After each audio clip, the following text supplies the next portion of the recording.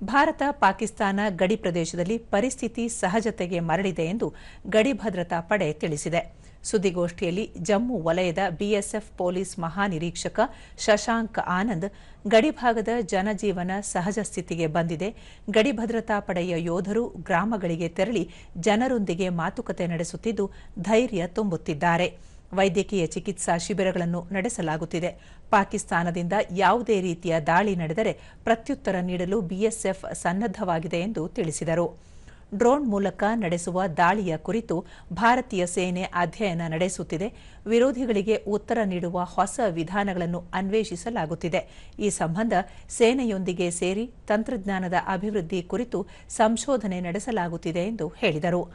ಭಯೋತ್ಪಾದಕರ ವಿರುದ್ಧ ಕೈಗೊಂಡ ಆಪರೇಷನ್ ಸಿಂಧೂರದಲ್ಲಿ ಗಡಿ ಭದ್ರತಾ ಪಡೆಯ ಮಹಿಳಾ ಸಿಬ್ಬಂದಿ ಮುಂಚೂಣಿಯಲ್ಲಿ ಹೋರಾಟ ನಡೆಸಿದ್ದರು ಎಂದು ತಿಳಿಸಿದರು. ಪಾಕಿಸ್ತಾನದಿಂದ ನಡೆದ ಡ್ರೋನ್ ದಾಳಿಯಲ್ಲಿ ಬಿಎಸ್ಎಫ್ನ sub inspector Mohammed Imtiaz, constable Deepak Kumar, ಭಾರತೀಯ ಸೇನೆಯ ನಾಯಕ್ ಸುನೀಲ್ ಕುಮಾರ್ ಹುತಾತ್ಮರಾದರು. ಪಾಕ್ನಿಂದ ಗಡಿಯಾಚೆಗಿನ ಶೆಲ್ ದಾಳಿಯ ನಂತರ ಗಡಿ ಪ್ರದೇಶದಿಂದ 3 ಕಿಲೋಮೀಟರ್ ದೂರದಲ್ಲಿದ್ದ ಲಷ್ಕರ್ ಇ ತೊಯ್ಬಾದ ನೆಲೆಯನ್ನು ಯೋಜಿತ ದಾಳಿಯ ಮೂಲಕ ಬಿಎಸ್ಎಫ್ ಧ್ವಂಸಗೊಳಿಸಿದೆ ಎಂದು ತಿಳಿಸಿದರು. रिसर्च एंड डेवलपमेंट R&D चल रही है, ना सिर्फ बीएसएफ की बल्कि दूसरे सिक्योरिटी फोर्सेस के साथ मिलके और जो हमारी रिसर्च एंड डेवलपमेंट ऑर्गेनाइजेशंस हैं प्राइवेट